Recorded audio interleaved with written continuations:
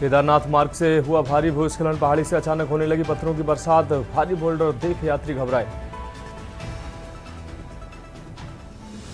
उत्तराखंड में भारी बारिश ने मचाई तबाही, गंगोत्री धाम में गंगा नदी का बढ़ा जल स्तर, टिहरी में भूस्खलन से मकान में दबकर मां बेटी की मौत।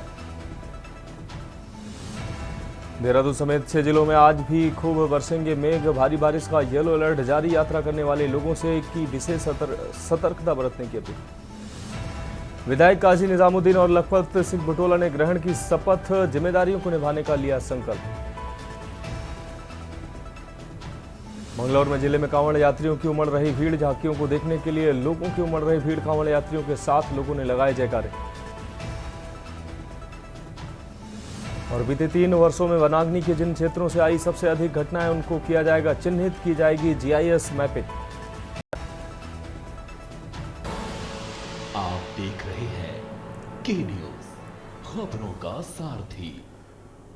नमस्कार, उत्तराखंड की खबरों के साथ मैं हूं मनोज मानस और अब खबरें विस्तार से। उत्तराखंड एसटीएफ, वन विभाग और हरिद्वार पुलिस को बड़ी सफलता हाथ लगी। आपको बता दें, संयुक्त टीम ने हरिद्वार के श्यामपुर से 3 वन्य जीव तस्करों को गिरफ्तार किया है, जिनके कब्जे से 2 हाथी दांत बरामद हुए हैं। बरामद दोनों हाथी दांतों का वजन लगभग 14 किलो है, जिनकी मार्केट वैल्यू लाखों में बताई जा रही है। श्यामपुर थाने में प्रेस कॉन्फ्रेंस कर पूरे मामले का खुलासा किया गया। ये बिजनौर के रहने वाले हैं, तो उनसे एक दांत बरामद हुआ। फिर उनकी जो इन्फॉर्मेशन डेवलप की तो फिर एक तीसरे आदमी को नैप किया, उसके पास से भी एक टस्क बरामद हुआ। ये सर लगभग कितनी कीमत होगी? कीमत का अंदाज़ा तो हम लोग नहीं बता सकते, ये तो जो एक्सपर्ट होंगे, जो उस वाइल्ड लाइफ या उससे जुड़े उन्हीं लोगों से जानकारी हो पाएगी। तो सर पूछताछ में बताया हो आगे क्या कहाँ से ले आते? हाँ, जो इसमें जो ये श्यामपुर का है, जितेंद्र नाम है इसका, भी इसको हम लोग प्रॉब्ली इंटरोगेट कर रहे हैं, तो हम लोग पूरी जानकारी लेंगे कि एग्जैक्टली इसके एंड तक पहुँचने की हम लोग पूरी कोशिश करेंगे। अब बात करेंगे अगली अहम खबर की। उत्तराखंड की प्रसिद्ध लोक जाकर गायिका पम्मी नवल द्वारा हुरणी कुदिन भाग 2 वीडियो गीत लॉन्च किया गया है। इस मौके पर बतौर मुख्य अतिथि नवनिर्वाचित विधायक लखपत बुटोला भी उपस्थित रहे। गीत की लॉन्चिंग को लेकर उन्होंने कहा कि उत्तराखंड की संस्कृति में लोक गीत जागर का विशेष महत्व है। ये उत्तराखंड की संस्कृति को संजोने का भी एक कार्य करते हैं। उन्होंने जाकर गायिका पम्मी नवल का धन्यवाद करते हुए कहा कि इस तरह गीतों और जाकर के माध्यम से उत्तराखंड की संस्कृति को संजोने का कार्य करती रहें।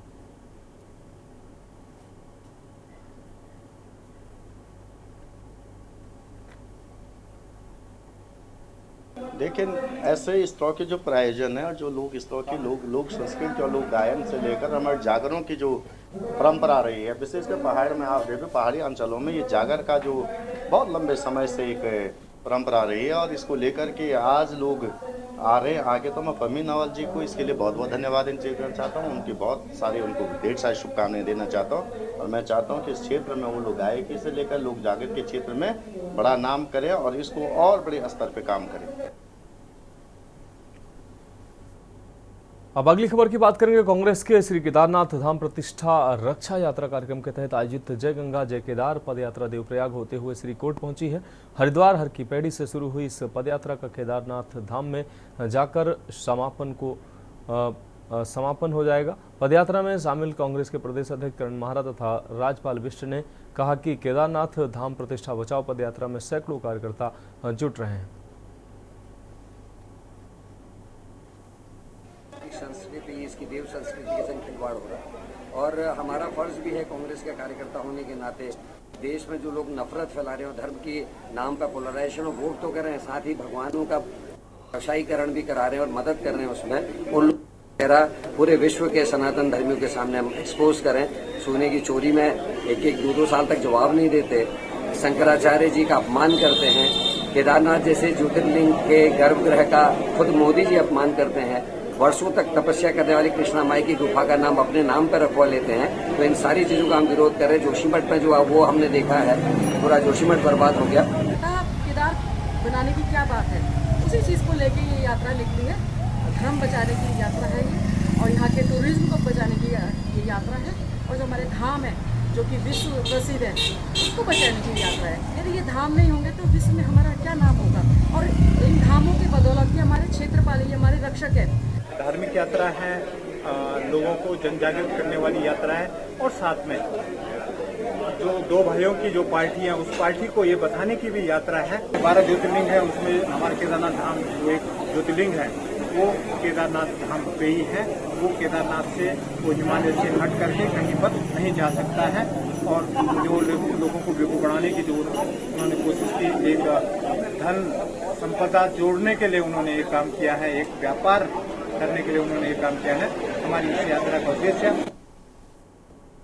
हम रुक करेंगे अगली खबर का। अगली खबर लक्सर से है, जहां पंचक खत्म होने के साथ ही कांवड़ यात्रा अपने चरम पर पहुंच गई है। कांवड़िया धीरे धीरे हरिद्वार धर्मनगरी की ओर रुख कर रहे हैं। डाक कांवड़ चौपहिया वाहनों के साथ दो पहिया वाहनों का आगमन भी हरिद्वार में देखा जा रहा है। तमाम प्रदेशों से आने वाले शिव भक्त कांवड़िए हरिद्वार से गंगा जल लेकर अपने गंतव्य की ओर निकल रहे हैं। प्रशासन ने पैदल कांवड़ यात्रियों के लिए, पैदल जाने वाले कांवड़ियों के लिए अलग से डाइवर्ट किया है रूट को, जिसमें कांवड़ियों की भारी भीड़ देखने को मिल रही है।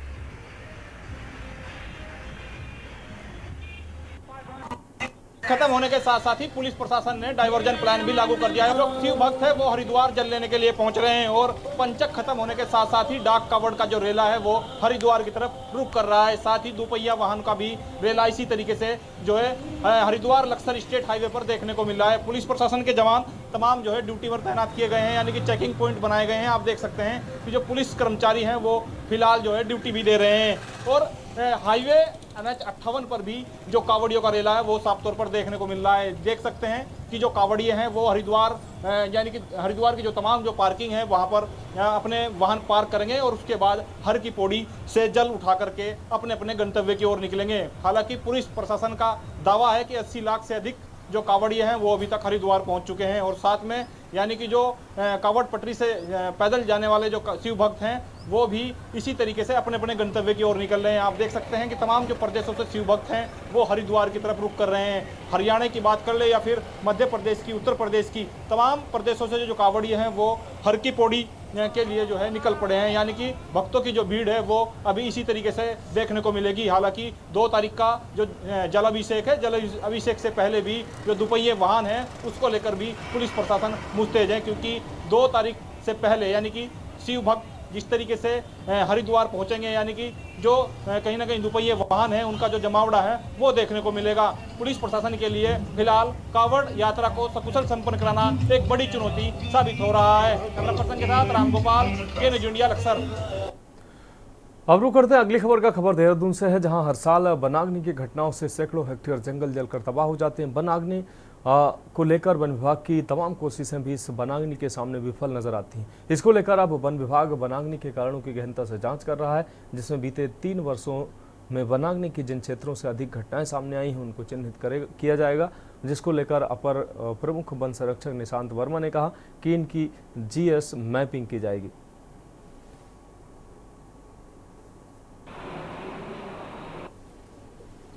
इसमें बीच में अभी एक मीटिंग भी हुई थी उस स्तर पे, तो उसमें यही निर्णय लिया गया कि जो हमारे मोस्ट सेंसिटिव एरियाज़ हैं, फॉरेस्ट एरियाज, जहाँ बार बार आग लगती है, किन कारणों से आग लगती है, तो जहाँ जहाँ पे भी हमारी घटनाएं हुई हैं, प्लस जिन जिन क्षेत्रों में भी हमारे पास अलर्ट्स आए हैं सबसे ज़्यादा, उनमें 3 साल को क्षेत्र को चिन्हित करके उनको मैप किया जाएगा।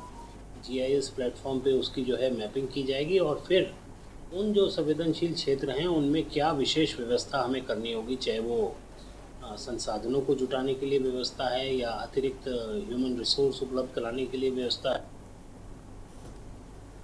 बढ़ेगी अगली खबर की ओर। कांवड़ यात्रा इस समय अपने चरम पर है। हर दिन कांवड़िए यात्रियों के लिए कांवड़ यात्रियों की भीड़ बढ़ती जा रही है। कांवड़ पटरी और हाईवे पूरी तरह से कांवड़ यात्रियों के हवाले हैं। डीजे और झांकियों वाली कांवड़ दिन के मुकाबले रात में ज़्यादा चल रही हैं। शिव भक्त डीजे और झांकियाँ वाली कांवड़ के साथ झूमते नजर आते हैं। रात के समय कांवड़ यात्रियों और झांकियों के साथ चल रहे डीजे को देखने के लिए बड़ी संख्या में लोग परिवार सहित पहुंच रहे हैं।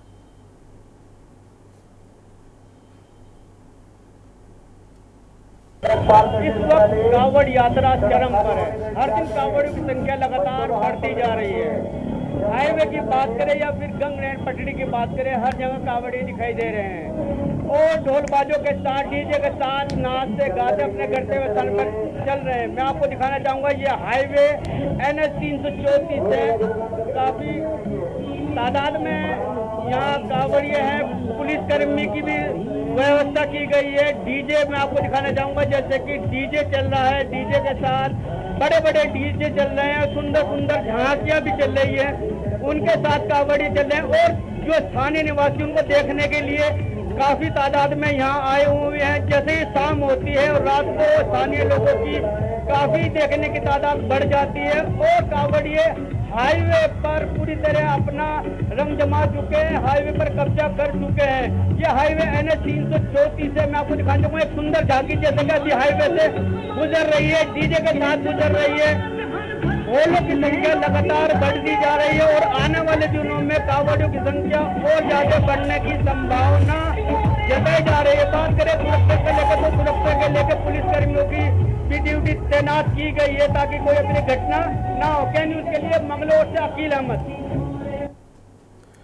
अब बढ़ेंगे अगली खबर की ओर। उत्तराखंड के लोक पर्व हरेला पर्व प्रदेश सरकार ने सभी विभागों के साथ मिलकर 1 महीने में 50 लाख पौधे लगाने का लक्ष्य रखा है, जिसमें उत्तराखंड संस्कृति साहित्य एवं कला परिषद भी अपनी तरफ से कार्य कर रहा है। वहीं इसी कड़ी में राजधानी देहरादून के कन्या गुरुकुल महाविद्यालय में संस्कृति एवं कला राज्य मंत्री मधु भट्ट द्वारा वृक्षारोपण कार्यक्रम किया गया। इस दौरान मधु भट्ट ने कहा कि केवल देवभूमि से ही नहीं बल्कि अलग अलग राज्यों से भी इसमें सहभागिता की गई है और अन्य राज्यों में विभिन्न संस्थाएं भी हमारे साथ पौधारोपण का कार्य कर रही हैं।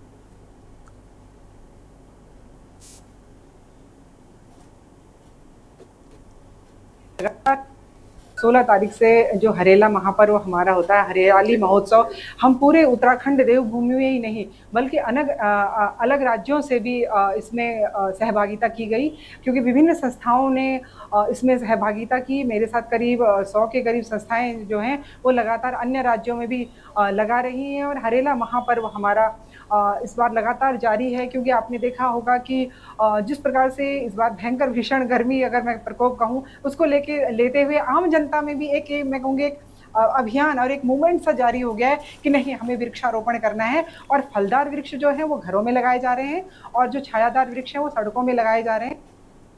खबरों में वक्त एक ब्रेक का है, जल्द हाजिर होंगे। आप देख रहे हैं के न्यूज, खबरों का सारथी। ब्रेक के बाद एक बार फिर से उत्तराखंड की खबरों में आपका स्वागत है। अब बढ़ेंगे अगली खबर की ओर। देहरादून को डस्टबिन फ्री बनाने के लिए नगर निगम द्वारा घर घर जाकर कूड़ा उठान किया जा रहा है, लेकिन लंबे समय से वाटर ग्रेस और इकॉन नामक कंपनियों द्वारा बीच बीच में हड़ताल करने की वजह से कूड़ा उठान में नगर निगम को दिक्कतों का सामना करना पड़ रहा है। इस बात को लेकर देहरादून के मुख्य नगर स्वास्थ्य अधिकारी डॉक्टर अविनाश खन्ना ने कहा कि दोनों कंपनियों को शुरुआत में कारण बताओ नोटिस जारी किए गए थे और उसके बाद टर्मिनेशन नोटिस भी जारी किए गए थे। साथ ही उन्होंने कहा कि अगर दोनों कंपनियां इसके बाद भी गंभीरता से काम नहीं करती हैं तो निश्चित रूप से उन पर वैधानिक कार्रवाई की जाएगी, जिसका नुकसान कंपनी के साथ वहां काम कर रहे कर्मियों को भुगतना होगा।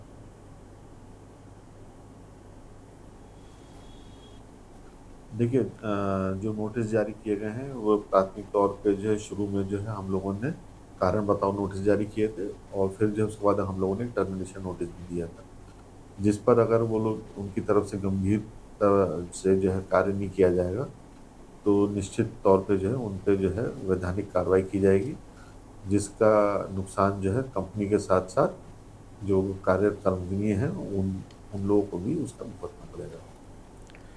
बढ़ते हैं अगली खबर की ओर। देहरादून के आम वाला तरला ने वर्तमान पार्षद पति राकेश तिनका पर जमीन के नाम पर धोखाधड़ी करने के मामले को लेकर रायपुर थाने में मुकदमा पंजीकृत किया गया। आपको बता दें कि राकेश तिनका का नाम नामजद अभियुक्तों में लिया जाता है, जिनके खिलाफ देहरादून के विभिन्न थानों में पहले भी धोखाधड़ी और अन्य अपराधों के कुल 7 मुकदमे दर्ज हैं और उन्हें पहले गुंडा अधिनियम के अंतर्गत जिलाबद्ध भी किया जा चुका है।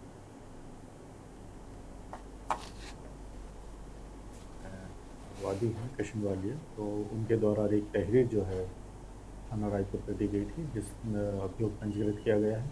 उनके द्वारा आरोप यही लगाया गया था कि एक जो पूर्व पार्षद हैं और एक निवर्तमान पार्षद पति हैं कि उनके द्वारा जो है एक भूमि को अपना बताकर जो है उनसे उसकी डीलिंग की गई और उस डीलिंग के एवज में लाखों रुपए जो है उनसे लिए गए। और जब उनके द्वारा जो है विक्रय पत्र करने के लिए उनसे कहा गया, विक्रय पत्र संपादित करने के लिए, तो वो आनाकानी करने लगे और काफ़ी बार उनके द्वारा गुजारिश की गई, लेकिन वो टाल मटोल करते रहे और विक्रय पत्र भी संपादित नहीं करते थे, पैसे भी उनके वापस नहीं देते थे। तो जब उनके वादी के द्वारा छानबीन की गई तो पता चला कि भूमि जो कि आरोपी के द्वारा अपनी बताई जा रही है, वो असल में नगर निगम की भूमि थी। अब बढ़ेंगे अगली खबर की ओर। डेंगू की रोकथाम के साथ साथ लोगों को ब्लड टेस्ट कराने में किसी प्रकार की परेशानी का सामना न करना पड़े, इसके लिए स्वास्थ्य विभाग लगातार प्रयास कर रहा है, जिसके चलते देहरादून जनपद में स्वास्थ्य विभाग की टीमों ने पैथोलॉजी लैबों का निरीक्षण कर कुल 4 लैबों में अनियमितताएं पाए जाने पर उन्हें बंद करवाया और 2 लैबों को नोटिस भेज दिया गया। इस पर देहरादून के सीएमओ और डेंगू के नोडल अधिकारी डॉक्टर CS रावत ने कहा कि विकासनगर क्षेत्र में हमने पैथोलॉजी लैबों का निरीक्षण किया है, जिनमें हमें 2 लैब्स ऐसी मिली हैं जो बिना पंजीकरण के चल रही थी, जिन्हें बंद करा दिया गया है। नहीं 4 नहीं है, 1 94561 72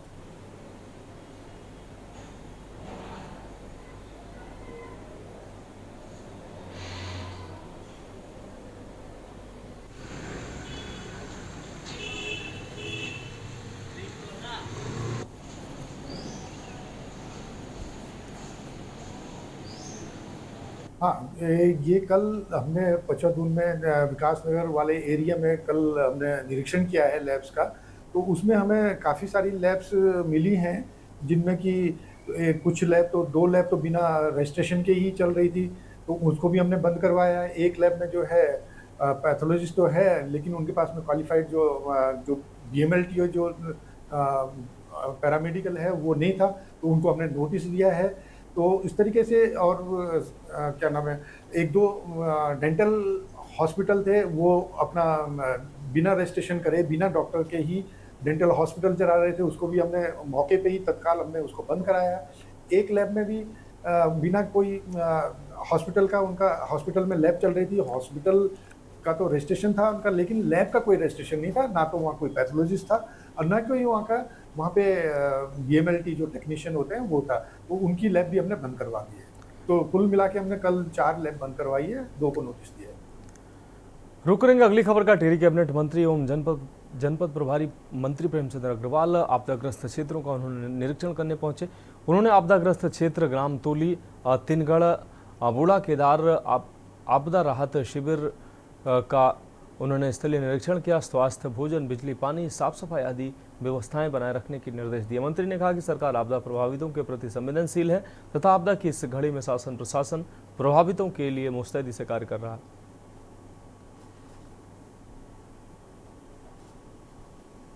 जिस प्रकार से तोली की घटना हुई और दूसरे गांव को जिस प्रकार से एकदम बहुत तेजी से अतिवृष्टि के बाद जो पानी आया, निश्चित रूप से पहले तो आप जानते हैं कि 2 लोगों की कैजुअलिटी हुई, जिनको हमने मुआवजा राशि देके और उनके मकान की क्षतिपूर्ति देके उनको वहाँ से शिफ्ट किया है। और दूसरा गाँव क्या है, तिनगढ़ के 55 जो परिवार है उनको यहाँ पे शिफ्ट किया है। अभी मैं इनसे बातचीत करके निकला हूँ और मुझे संतोष है इस बात का कि उन्होंने ये बताया कि कल से परसों रात से हमारे यहाँ का जिला प्रशासन, हमारे यहाँ के विधायक, हमारे यहाँ के कार्यकर्ता, हमारे यहाँ की पूरी जिला प्रशासन की टीम यहाँ पे पूरा मुस्तैदी से लगी है। हाँ, ये बात ठीक है, थोड़ा ऐसे आपदा के टाइम पे दिक्कतें आती हैं, उसको भी हम लोग देख रहे हैं। अब बढ़ते हैं अगली खबर की ओर। पहाड़ से लेकर मैदान तक बरसात आफत बनकर बरस रही है, जिसके चलते जहां मैदानी क्षेत्रों में जलभराव और परेशानी का सबब बनी हुई है, तो वहीं पहाड़ी क्षेत्रों में पहाड़ियां दरकने से खौफनाक मंजर सामने आ रहे हैं, जिसके चलते विकासनगर अंतर्गत जौनसार बाबर की लाइफलाइन कालसी चक्राता मोटर मार्ग पर झजरेट तो परेशानी खड़े ही कर रहा था, वहीं अब झजरेट मोल्डर अटक जाने से राहगीरों को जान का खतरा पैदा हो गया। साथ ही नीचे मौजूद पुलिया के क्षतिग्रस्त होने का भी खतरा पैदा हो गया, जिसके चलते प्रशासन ने रात्रि के समय इस मार्ग से आवाजाही बंद कर दी है। तो वहीं PWD विभाग द्वारा मार्ग से करीब महज 300 मीटर ऊपर पहाड़ी पर अटके इस बोल्डर का निरीक्षण करने पहुंची टीम का कहना है कि झजरेट की पहाड़ी बेहद ही सेंसिटिव जोन में है।